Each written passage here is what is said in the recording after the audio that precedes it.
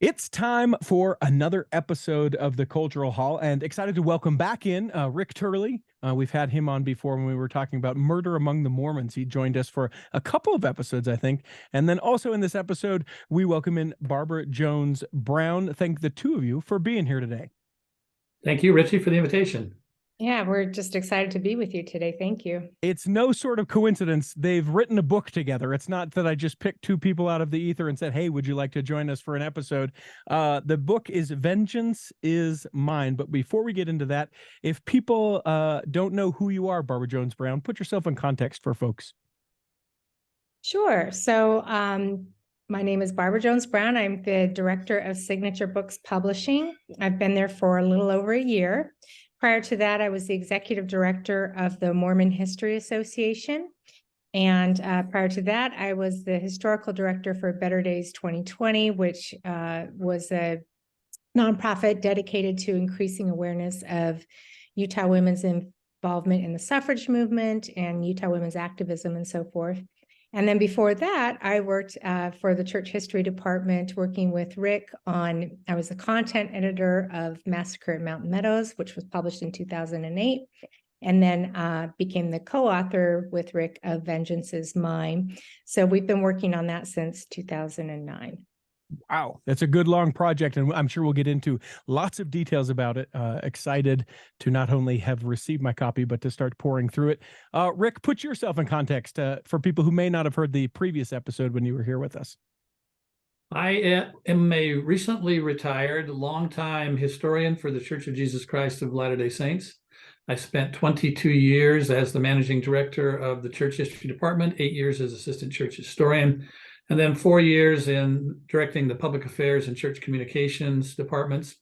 I've written more than 20 books on Latter-day Saint and Western history, including 5 that deal with the Mountain Meadows Massacre. 2 narrative volumes, Massacre at Mountain Meadows and Vengeance is Mine, that Barbara mentioned earlier, and then 3 documentary volumes. 1, a set of documents that Juanita Brooks tried to get in writing her book, but never could, which we got and we're privileged to use in writing ours. And then 2 thick volumes on the legal documents associated with the Mountain Meadows Massacre.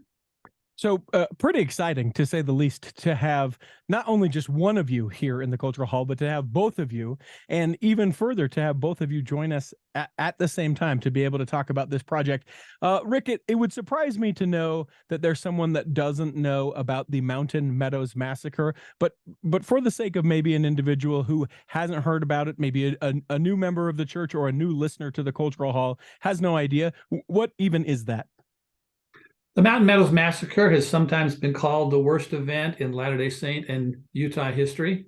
To put it very bluntly, in September of 1857, some 50 to 60 Latter-day Saint militiamen in southern Utah attacked a wagon train of mostly young families en route, mostly from Arkansas to California, and butchered all but 17 small children. It is an unthinkable type of atrocity. It occurred during the Utah War, and it unraveled in much the same way that mass killings unravel throughout the world through time. Often there is a period in which there is societal upheaval because of war or something else. In this particular case, the Federal Army was marching to Utah. Utah's territorial militia was responding to prepare defenses against that military approach. The people in Cedar City and its environs heard rumors that a branch of the army had broken off and might emerge from the mountains east of Cedar City at any time. They became very upset. When a company of immigrants came through, they labeled these immigrants as the enemy, wrongfully so, but type of thing that often happens when people polarize, and began to treat others who might have been their friends as their enemies. And then through a series of very, very poor decision-making over the course of nearly a week, they first attacked the train, and then when people died, they sought to cover up their involvement by butchering all who were able to tell the tale. So it's a horrific story. The first volume that we put together from a narrative fashion, Massacre at Mountain Meadows, tells the story up to the massacre, and then Barbara can explain why the second volume. Yeah, Barbara, I mean, in the kind of biography of Rick, he's like, listen, volume after volume after volume from him about this particular subject. What does Vengeance Is Mine have to offer that which is already written hasn't shared? So as I mentioned before, Rick hired me to be the content editor of Massacre of Mountain Meadows. And so I met with Rick and the other two co-authors, Ronald Walker and Glenn Leonard. And in these meetings, we would discuss all of the materials that we had gathered and eventually made the very difficult decision, the authors, to, there was just too much material to cover in one book. And so while we all very much wanted to finish the project, have it all in one volume, we recognized there was so much more information to cover that we really needed to divide it into 2 volumes. And so, as the preface of Massacre at Mountain Meadows points out, the first book is essentially about the crime. And the second book, which we've just finished, Vengeance Is Mine, is about the punishment. And so the second book picks up essentially where the first book left off, which was right after the massacre. And the first book picks up on September 11th, 1857 in Salt Lake City, where Jacob Hamlin and Priscilla Levitt are about to be sealed by Brigham Young as their 2 brothers, and Jacob's first wife, Rachel Hamlin, is at the Mountain Meadows, where they had a home. The Hamlins had a home at the Mountain Meadows. So we start there, and then we go all the way through the cover-up of the crime, the eventual prosecution of the crime, the execution of John D. Lee, the only man found guilty of the crime, tried and convicted for the crime, and then the death of Brigham Young. The death of Brigham Young and the execution of Lee took place in 1877. Then we also follow the fate in an epilogue type chapter. We follow the fate of all of the perpetrators, most of the perpetrators of the crime, and how their lives end up. So, I have to ask you, when you do that hard decision, like you were mentioning about like the first book is going to be to this point, and guys, we gotta call it. This is where this book is going to end. You've automatically then committed yourself to another volume, and these books are laborious. It's years in the making. I mean, you obviously have done it now with Vengeance Is Mine, which, by the way, I should mention to folks, there will be a link to purchase that book in the show notes, so people can go right to that. You don't have to remember anything. Just look at the show notes and you'll be able to click and purchase it. But committing to that, and then having it been, if I'm doing math right, over a decade from first volume to now second, how have you guys continued to work together and make sure that you get that done? I'll let both of you guys answer it. We'll start with Rick. Well, as I mentioned before, we began this project with 2 co-authors, Ronald W. Walker and Glenn M. Leonard, who were a bit ahead of me in terms of age, about a half generation to a generation older. The Mountain Meadows Massacre is a subject that sucks the air out of the room, and it sucks the life out of whoever decides to tackle it. And it soon became apparent that Ron and Glenn were wearing down, and that we had far more material. So we just collectively decided we're only going to go as far as the massacre on the first volume. We were really working on the whole thing from the start. So I was working on chapters related to the second volume from the very beginning, which was around 2000, 2001. So I've personally been working on this second volume for 23 or so years, and Barbara's been working on it for 15. So you put it together, and Barbara and I have been collectively donated about 4 decades or so to this. Wow. And so then for you, Barbara, how has it been that you've just been able to commit? Is it just a feeling of undoneness that the completion has to be happening? absolutely. Yeah, absolutely. I mean, from the moment Rick hired me to come on as a content editor of Volume 1 in 2006, we wanted to see this project through. Very much so. And so during those 14 years after we published Massacre at Mountain Meadows, we've also been working on other things. Rick talked about the 3 documentary histories he's worked on in between. I decided I didn't want to just edit historians. I wanted to be a historian. And so I went back to graduate school, earned a master's degree in American history from the University of Utah. I did that during these 14 years, also raised 5 children. So we've both been very busy with various other projects as we were working on this. But there was always just definitely this driving determination to tell the rest of the story. So it was never a question of if we will finish it. It was just a matter of when. A question for both of you, real quick, and then we'll take a break. Do you feel like within the context of the church and in your life that this is a calling, something that you've been given divine talents to have to step in and do these things? Start with Barbara. You're nodding your head. Yeah, absolutely. So we share this story a lot, but when Rick called me to interview for the position to edit the book, I had just found out we were expecting our second baby. And so I was not looking for a full-time job at that time. Mm-hmm. But when he called me and asked me to come in for an interview, I thought, well, it doesn't hurt to go in for an interview. I can always still just say no. But I went in for that interview and I just felt this incredible feeling like it makes no sense at this point in my life to be taking this position, but I felt this overwhelming feeling that I was supposed to do this and took it on. What about for you, Rick? We've both had this strong feeling that we needed to get to the bottom of all of this. Here we are more than 150 years after the massacre, taking on a subject that's often been taboo in many quarters, particularly in Utah.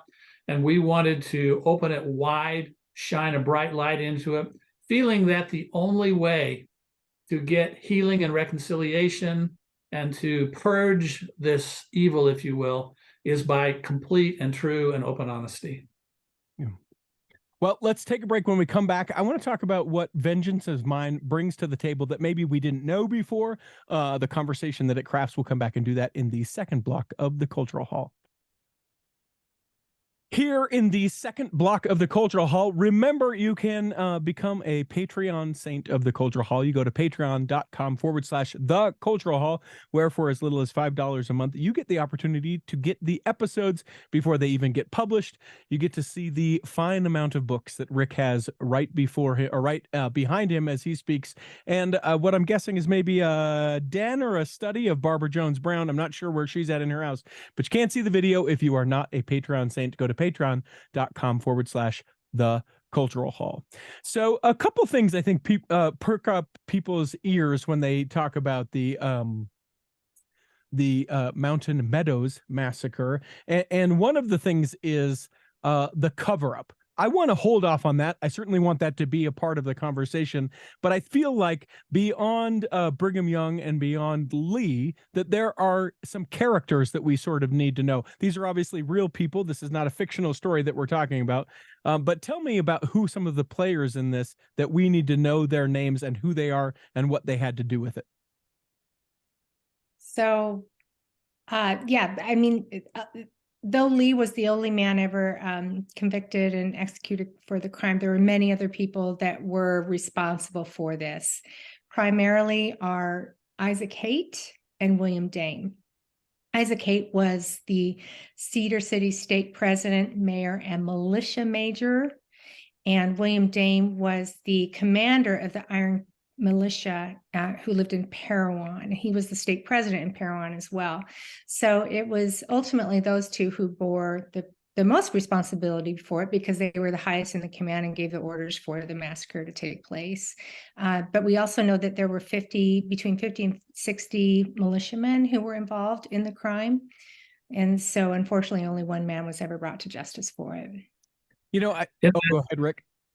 In the appendix to Massacre Mountain Meadows, we list all of the participants in the massacre that we were able to discover.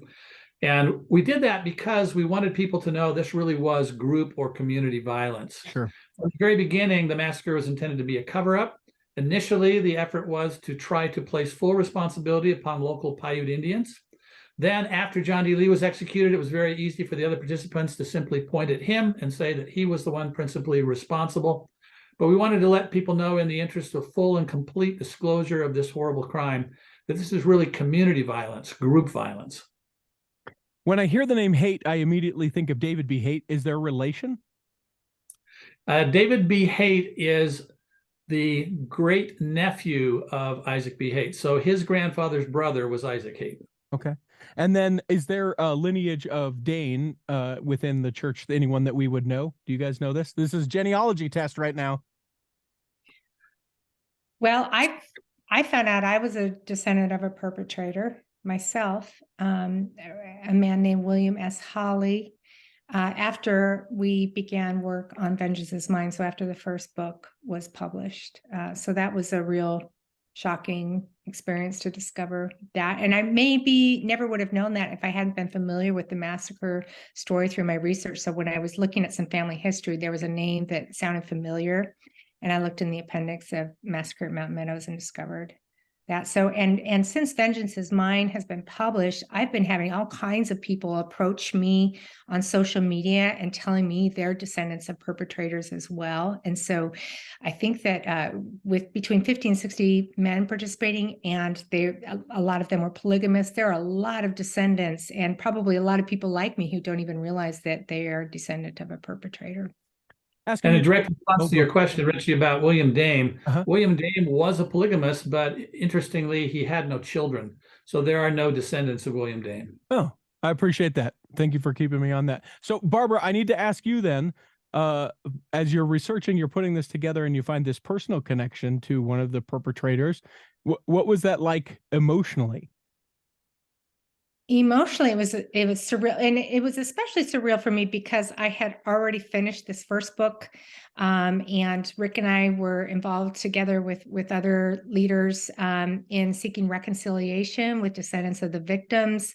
We had worked together working with the descendants groups to achieve National Historic Landmark status for the site, and so I was involved in all these reconciliation efforts, having no idea I was a descendant of a perpetrator. And so after that was all finished, and then we were working on volume 2 to discover I was a descendant of a perpetrator was just surreal. It was, yeah. I will tell you this. I watched her shed tears. It was very emotional for her to figure it out.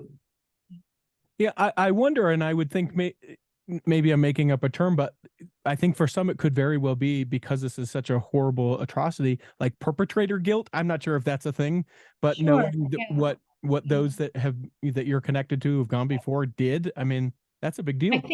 I think many Latter-day Saints who are aware of the story just feel that collective guilt. And that's what I was feeling before, was just the collective guilt that members of my church had done something so horrendous. So I think so many people feel that, whether they're a direct descendant of a perpetrator or not.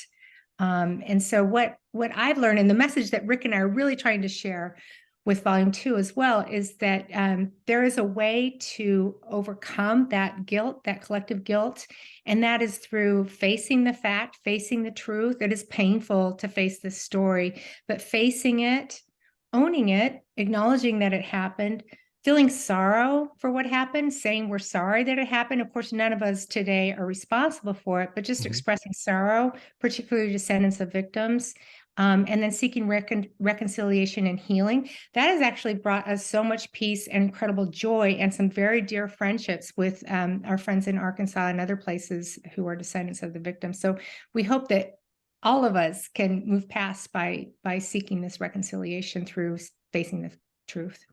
Now, Rick, historically, go ahead. Historically, the massacre has been initially ignored, then denied, then condoned, then pointed to as something that was the work of some other group of people, then pointed to as the work of a single fanatic.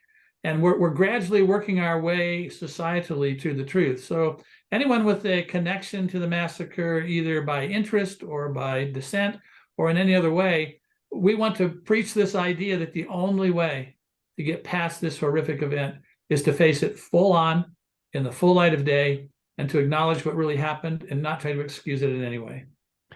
I think that this sort of segues into maybe we dive into the topic of the cover-up a little bit, because reconciliation, both as the individual, but also collectively as the church, two very different journeys with similar kind of landmarks along the way. We can find this sort of reconciliation as individuals, but has the church found its way through reconciliation as far as this goes? And I think that's a larger discussion. Some would say yes, some would say they're trying, some would say not at all. Some would write about it in the #1 Mormon book for the last 30 years and say it makes us a violent culture, et cetera, Krakauer. Talk to me about how do you two feel that the church could make reconciliation as far as this goes, or have they? So I, in the process of writing this book, most of the years in which I was writing it, I was an employee of the Church of Jesus Christ of Latter-day Saints. And it was my goal, a goal that was shared by church leaders, to tell this story in its completeness. Mm-hmm. Along with that, there was a great desire to interact with the descendants of the victims and the perpetrators to bring peace and reconciliation. The first book, Massacre at Mountain Meadows, led to a meeting at the Mountain Meadows with relatives of the victims and the perpetrators, in which then Elder Henry B. Eyring, now President Henry B. Eyring, read a statement from the First Presidency expressing the church's profound regret for what happened at the Mountain Meadows and that its members should be involved, and another expression of regret towards the Paiute people who had been unduly saddled with the responsibility for the entire massacre in the past.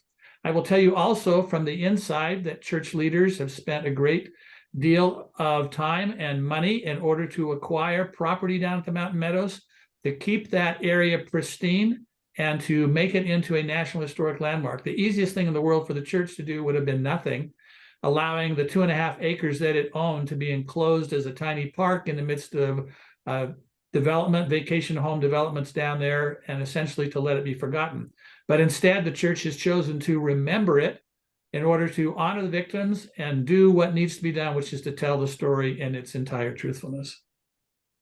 And I would add that, Richie, we've talked about just the incredible amount of research and sources that we had to work with in writing these books, and the church funded people in the church history department to do all that research, to scour the country for all the information that they could. We have sources from 31 different states across the United States.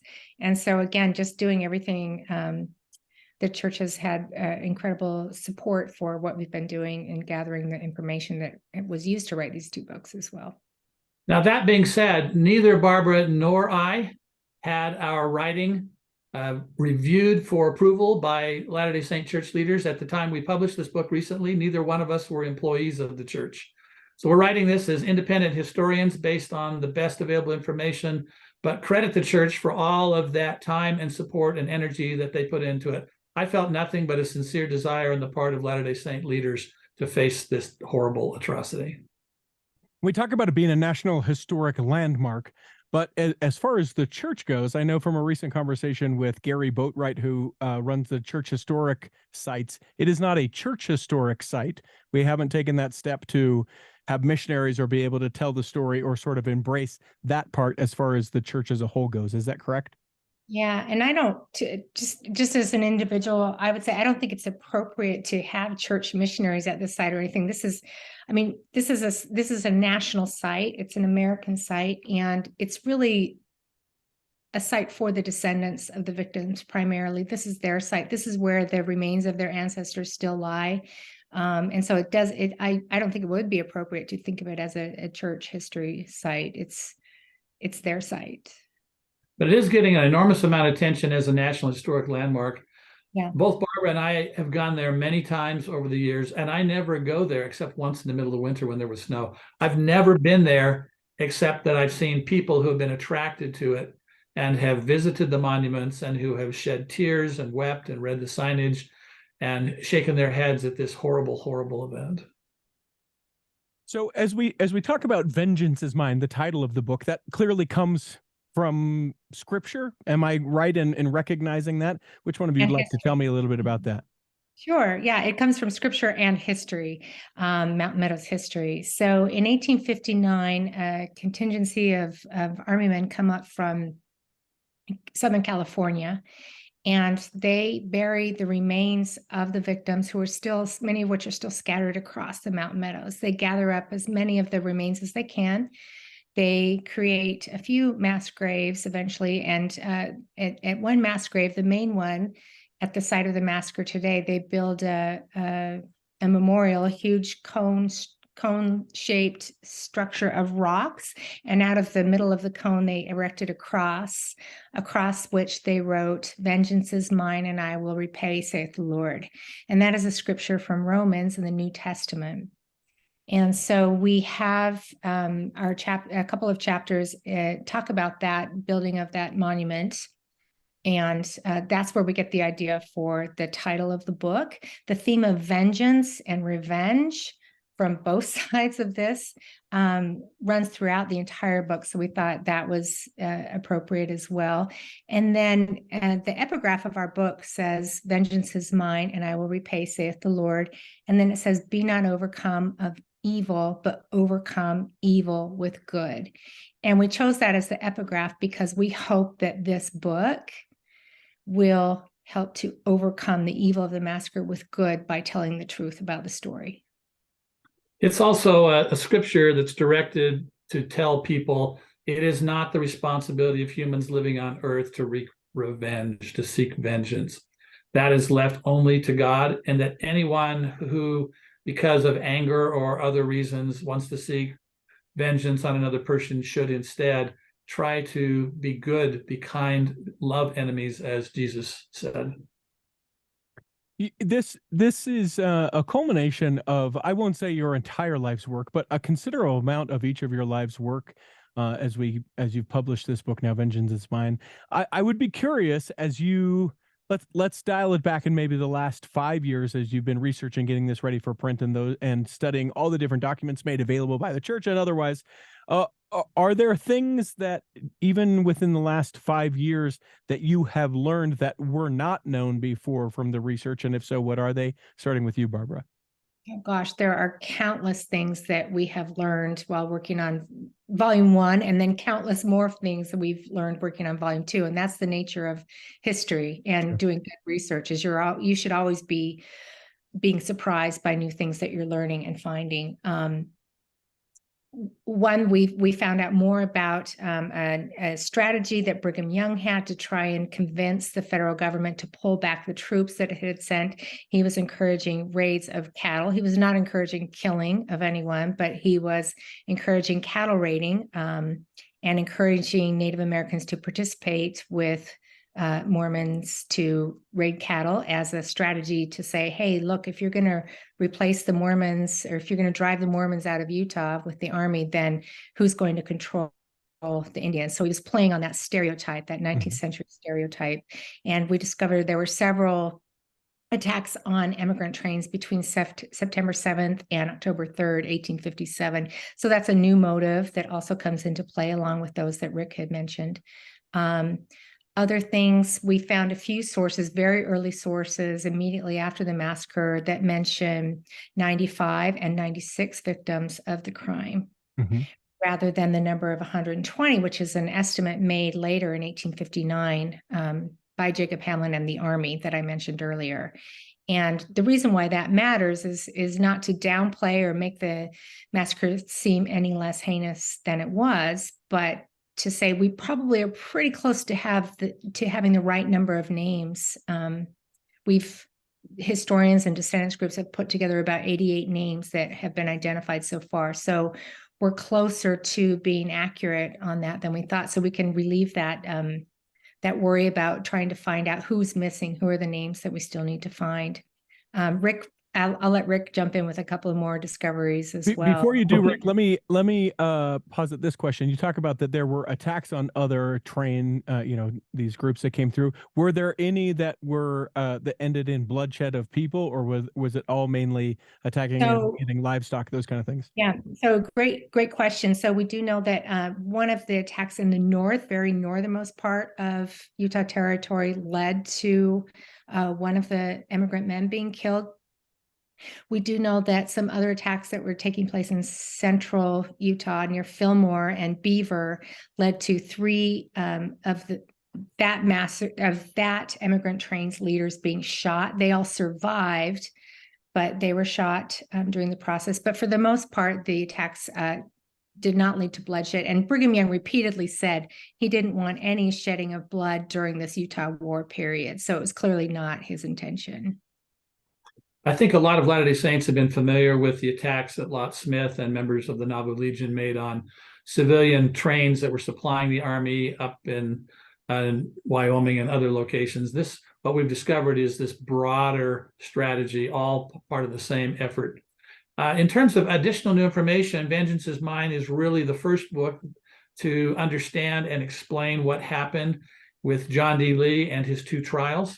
There's been a lot of mythology that's been passed on and repeated over the years by various authors about what supposedly happened. Vengeance is Mine is the first one to truly understand and get that information out. That's partly as a result of transcriptions done of original shorthand by our colleague Legene Purcell Carruth that made it possible for us to understand the procedure associated with these 2 trials. It's sometimes said that Brigham Young fingered John D. Lee as a scapegoat and helped to have him identified as the sole person who would be tried in order to pull the pressure off the church. If you read Vengeance is Mine, you'll find that's simply not true. We explain how John D. Lee ended up being tried, and we explain what role Brigham Young had. He did have a role, but it wasn't in scapegoating John D. Lee. It was simply doing what he had promised to do since 1859, which is to provide witnesses in the event that suspects related to the massacre were tried. There was no agreement to leave it at that. There were efforts made later on to prosecute other people. What essentially happens is that after Brigham Young's death in 1877, the political reasons for prosecuting the massacre shift from Brigham Young to John Taylor and other church leaders. So the prosecutors moved their efforts away from violence, the Mountain Meadows Massacre, to sex, namely polygamy, and they began to prosecute polygamy really hard, leading to the raids of the 1880s and eventually the Wilford Woodruff Manifesto. Yeah, Richie, one more, and Yes, just please. building on what Rick said, another surprise for me was to discover, there's this assumption, and it was an assumption I bought into, that after Lee was executed, it was like, okay, that was it, no more, we're done prosecuting this. But to discover that the prosecutor that won his conviction, named Sumner Howard, he continued to go after and try and prosecute other perpetrators after Lee's execution. He was continuing to work on that until eventually, for various reasons, national interest waned and started focusing on polygamy, as Rick said. So when we talk about this story and people will say, oh, it was some sort of cover up, that really isn't a question. There were people that, within the church that were saying, no, it was this other thing. It's not a question of, were they trying to cover it up? They were. Absolutely. Yeah, and if you look at our book in the table of contents, we divided the table of contents into 7 sections, and the first section is called crime. It's about the crime itself and its immediate aftermath. The second section is called cover-up, and we have several chapters in there about the cover-up and how it starts and how it continues and grows. The big question that I hear discussed all the time, I just want to take a minute or two and get you guys both to weigh in on this, is did Brigham Young know, and did he order it? That's the thing when I hear about Mountain Meadows Massacre, beyond the atrocity, the heinousness and everything of that, the next question seems to be with everyone is this something that Brigham Young said, let's do this, and then denied after the fact, and or could he have known based on timing and timeline as far as that goes? What do each of you think? Well, he certainly did not order it. I think if you read Massacre at Mountain Meadows and Vengeance is Mine, or if you're just going to read one, read the latter, Vengeance is Mine, you'll be convinced that Brigham Young did not order the massacre. Now, in terms of cover-up, one of the things that Vengeance is Mine does is it answers the question that many people have had over time, and that is, what did Brigham Young know and when did he know it? We meticulously go through that and show that his understanding of it morphs over time. The major cover-up is actually launched by the people who carried out the massacre. After they carried out the massacre, they had written to Brigham Young saying they're having some troubles with immigrants in southern Utah. Brigham Young got their letter on Thursday, wrote a response back saying, let them go in peace. Instead, they massacred the company on Friday and then got his letter on Sunday. Once they got the letter from him on Sunday, they discussed among themselves, how are we going to hide this? Because we've gone directly contrary to what he instructed us to do. So they stew on it for a while. Eventually, they decide to send John D. Lee to General Conference with a report of what happened, blaming the atrocity entirely on local Indians. And that's the report that's given to Brigham Young on September 29th. John D. Lee even rides into town as though he is an express messenger who's bringing a report of a recent massacre, because they knew that if they had reported the actual dating of it, September 11th, and he doesn't show up with a message for 18 days, Brigham Young's going to wonder, why didn't you tell me about this earlier? So they cover it up from the beginning. Over time, Brigham Young begins to find out about it. In 1859, he knows enough about it that he calls for a federal investigation and trial of the perpetrators, and volunteers from 1859 on to help bring together the suspects and also witnesses to testify against them. Do you concur, Barbara? Do you think that that he could have said, "Hey, let's do it"? So I'm really glad you brought up this question. I first heard about the massacre when I was 22 years old, a long time ago. And back then, very little was known about it. And so the first time I heard about it, I wanted to know, did Brigham Young order this? That was definitely a question that I had, like everyone else when they first heard about it. And so that's one of the reasons when Rick called me in for the interview and I had the opportunity to work on this book, I was like, absolutely, I want to work on this book and I want to know for myself. I want to see the sources myself and learn from myself. But like Rick said, I mean, the evidence is just overwhelming that he did not order it. He certainly has some responsibility in that he was using violent rhetoric as part of the Mormon Reformation. A lot of church leaders were, that kind of created a culture of fear. There was also very much a culture of us and them, us versus them, with the Mormons versus the federal government that was sending the troops, created this atmosphere of hostility. But did he order it, intend bloodshed to happen? Absolutely not. I'm 100% convinced of that. One of the things that was most convincing to me is in chapter 4 of our book is you have William Dame and Isaac Haight, who are the armchair leaders, the armchair orders of the massacre. They go down to the site the next morning, early in the morning, and they see what's happened based on their orders, and they are horrified at what's happened, and they're arguing over who's going to have to report this to Brigham Young, and they're arguing over whether to tell the truth to Brigham Young or whether to blame it all on Indians. Now, if Brigham Young had ordered it, they would have said, okay, who's going to take the credit for this? Yeah. Right. And they wouldn't have been having those kinds of arguments. And I mean, there is just incidents after incidents after incidents of this. And then again, that letter that Rick mentioned that we know it was written on September 10th saying, let them go. So no, he did not order it. This may not have anything to do with the book, which I'm sure you're like, great, thanks for asking this question in this time. But I'm curious if anything that you guys are aware of has ever been studied as far as like the numerology, because when you think of the horrible atrocity on September 11th, 2001, it's the same day. Is there any sort of research, anything that you guys have seen that, similar to like the 20th of April, 420 has been another day when several just horrible national and international atrocities have occurred. Is there any sort of things that you guys have seen, just kind of as an aside? Obviously, I have a hard time. Go ahead, Barbara. I have a hard time with that. I mean, the only coincidence, it was a horrific event. Yeah. Both. 9/11 in modern times and 9/11 in 1857, and innocent people were murdered. Absolutely. But other than that, there's not really any coincidence. And what I always tell people is my daughter was born on 420, my beautiful, wonderful, innocent, lovely daughter. Does that tie her to Hitler or Columbine massacre? Or no? So yeah, it's the same in that it was a horrific event of where a lot of people were killed, but it was not an act of terrorism. And the massacre, yeah. The massacre also occurs over several days. So the initial attack on the company is early on the morning of September 5th. That most people are killed on Friday the 11th, but there are some stragglers who continue on and are killed after that. So it's a massacre that occurs over several days, one of which happens to be September 11th. Yeah, the main slaughter. Yeah. I appreciate you guys addressing that sort of random question, but I have constantly. Well, we get it a lot. It comes up. I'm sure. Let's take a break. When we come back in the third block, I want to talk about why members of the Church of Jesus Christ of Latter-day Saints today, 21st century, would want to read your book, know about the Mountain Meadows Massacre, what we can learn from it, and why this is so very necessary for us to embrace and then come to terms with. Let's do that when we come back in the third block of the Cultural Hall.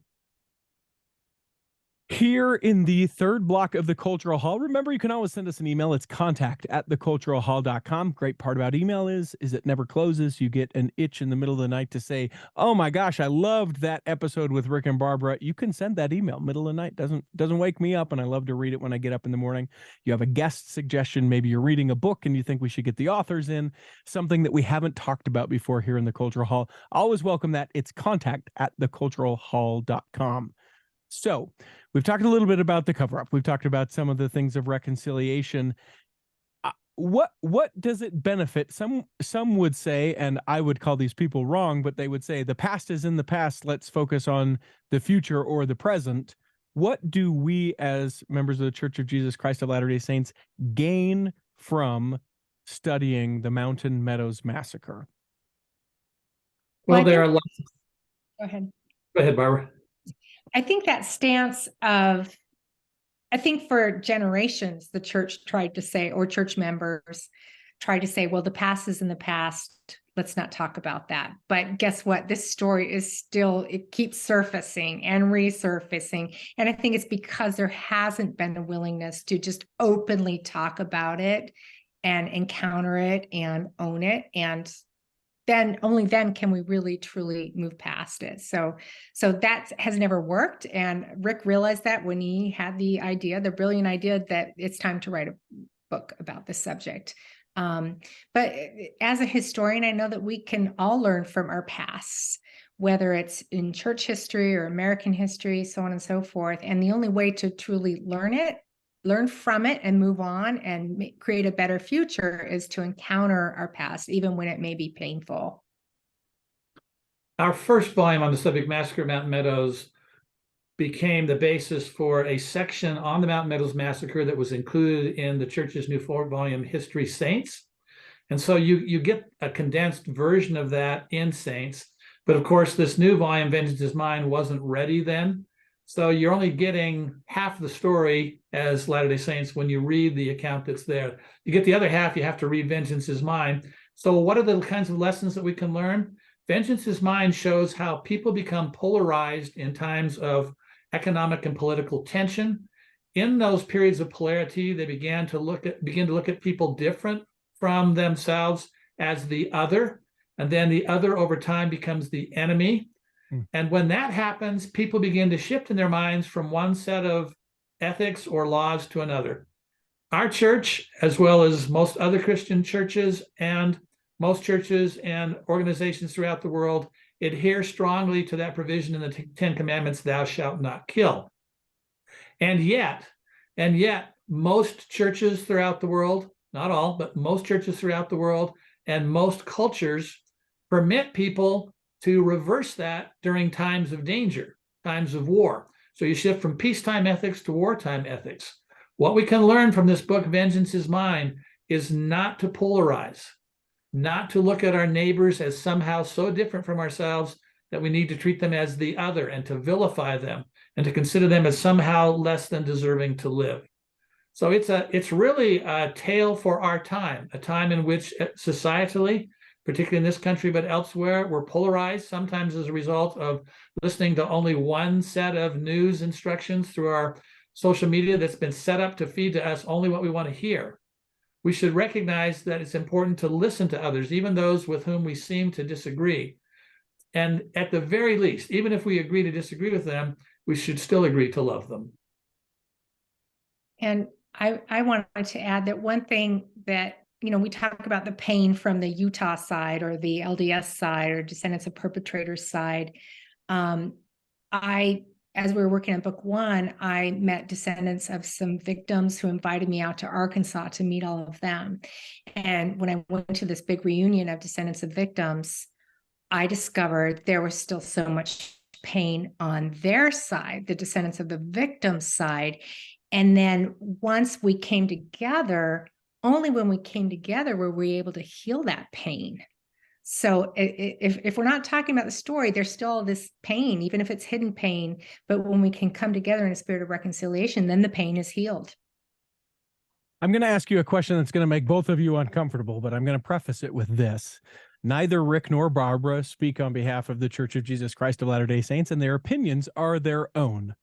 They don't, try to instruct how the church should do things, but this is just a question for their opinion. Has the church as a collective body, the church as an organization, has the church done enough on its behalf to reconcile the Mountain Meadows massacre? And if not, what more could or should they do?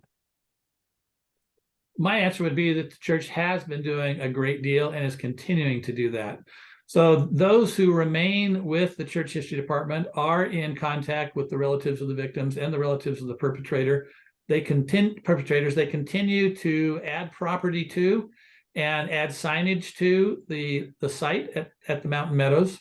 So there's a great deal that has been done and continues to be done on the part of the church officially. Yeah, I think it's made remarkable efforts to do what's right. And again, it's become as a result of studying and learning the history and coming to a full understanding of what happened. And I would also add that the church is doing a great job in making this available in church curriculum. So when we first started working on the book, or when I did, at least in 2006, a lot of people had never heard of the Mountain Meadows Massacre. Now, most Latter-day Saints that I talk to have heard of it. And they may not know a lot about it, but they at least have heard about it. And now it's mentioned in seminary programs and institute, and there's a gospel topics essay available about it. And so I feel that, I don't know what else. Of course, if descendants of victims come up with new ideas of things that we can do and partner and collaborate with them, we have been, and I believe that everything that they've been hoping for, the church and we as authors have tried to do. So I think it's made tremendous strides, and I'm really proud. I'm very proud of how the church has handled it. And I will say that I've had relatives of perpetrators come to me and say, why can't we just put this behind us? Why can't we just forget about it? Mm-hmm. Why did we have to buy all this property? Why do we have to have a National Historic Landmark? Why do we have to have commemorative events out there every year? And my response is to say, have you been to Carthage, Illinois? What happened in Carthage, Illinois is not the best thing that's ever happened in that community. And yet the people who live in that area allow us to build a memorial to the prophet Joseph Smith and his brother Hiram, and to regularly commemorate this horrible event that happened there. And so we need to remember that to the relatives of the victims, it's very important that we not forget those who wrongly died there and whose remains still are there. So when people go and visit the Mountain Meadows, we hope they'll do so with a sense of awe and reverence, remembering what happened there and vowing that they will never personally do anything that would lead to hatred of others or violence.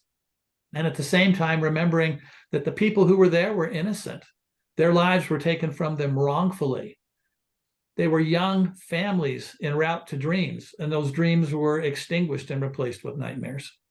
Yeah, I think it's just so important to remember, like Rick said, that word came up again and again. It's important to remember even these difficult parts in our past, whether it's in our church or our nation's history.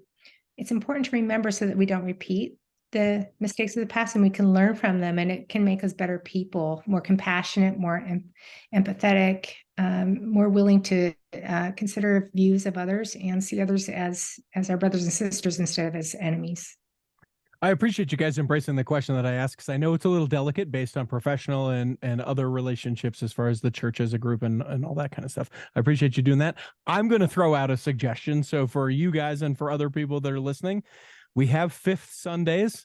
I would love the two of you and some of the descendants of the perpetrators and of those that were victims, and to be able to have a large lesson on this, and to take some of what we've discussed here and to take some of those other things and make that available, nay, mandatory for everyone to have the opportunity to listen to. Those are my words. Those are not the words of Rick or Barbara. That's my suggestion to anyone who may be listening to that. I think that could be something that would be beneficial for all as we do this. There's one other thing that I wanted to ask you guys, kind of in in ending and closing this thing. There's an interesting connection with Juanita Brooks that I would love to bring up. Who would like to tell me about that? All right, Barbara, let's do it. Yeah, we can both. Rick and I, we always tag team. All right. What we want to talk about. So we dedicate our book, Vengeance is Mine, to Juanita Brooks. And the reason why is she was the first scholar to, the first person to investigate her own community. She was from Southern Utah. Investigate her community's unspoken dark secret. And she did that bravely and courageously. I relate to her so much because she did it as a stepmother and a mother, doing it as she's raising this large family, just like I did. I'm a stepmother and a mother, and wrote this first scholarly book on the subject, publishing it in 1950. And so she's our hero. And in fact, our book ends with Juanita Brooks as well, when a perpetrator of the massacre named Nephi Johnson, who was her stake patriarch and gave her her patriarchal blessing, is on his deathbed, and he's wanting to tell her what happened, but he's so delirious that she's not able to write down what it was he'd wanted to tell her when he called her out. And she discovers he was a perpetrator. She's shocked to learn that, and it leads to her eventually studying the massacre and publishing about it. So our book opens with her and closes with her, and we feel like it's appropriate because she is the one who opened the scholarly study of this tragedy. Rick. Anything to add, Rick? Simply that we stand on her shoulders. Both Barbara and I participated in a Juanita Brooks seminar that was held at Utah Tech University a few weeks ago.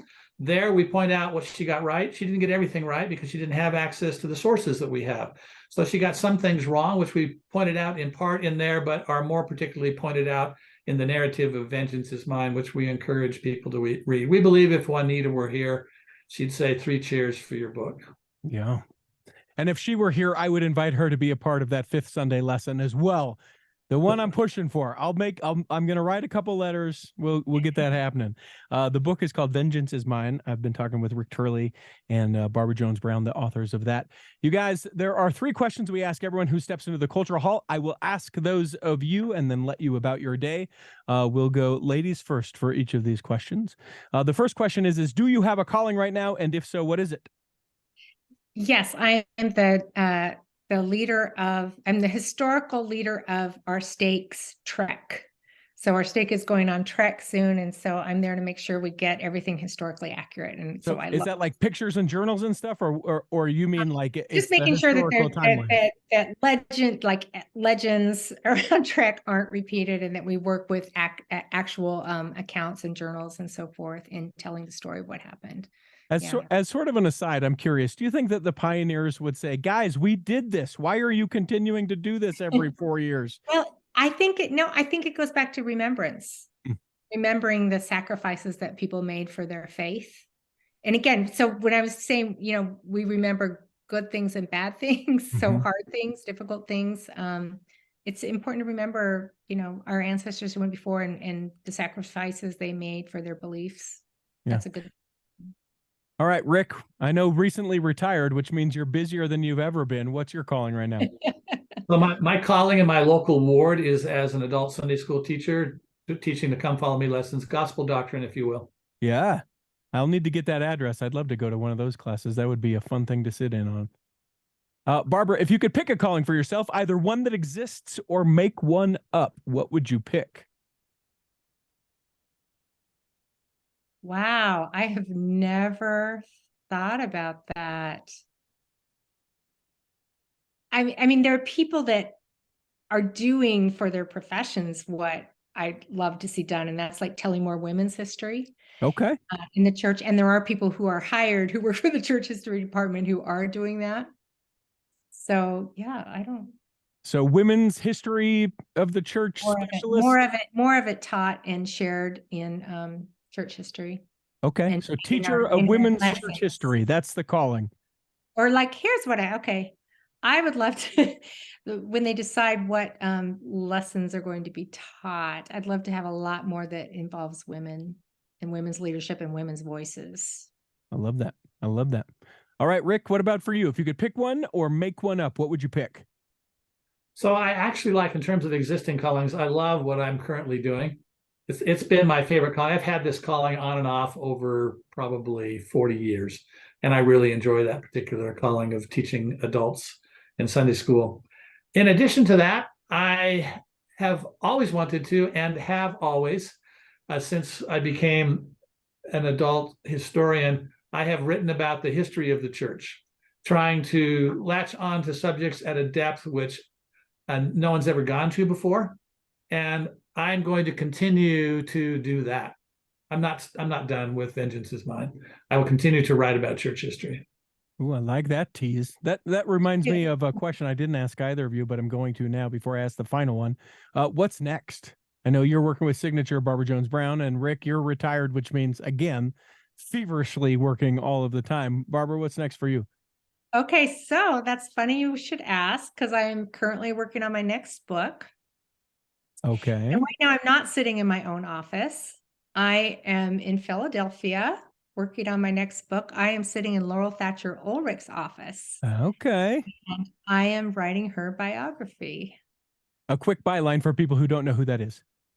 So Laurel Thatcher Ulrich is an LDS Pulitzer Prize winning historian. She's best known for coining the phrase "well-behaved women seldom make history."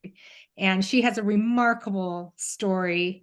And I'm learning so much more about that story, and I cannot wait to write a book. So I'm spending the week here with her working on that biography.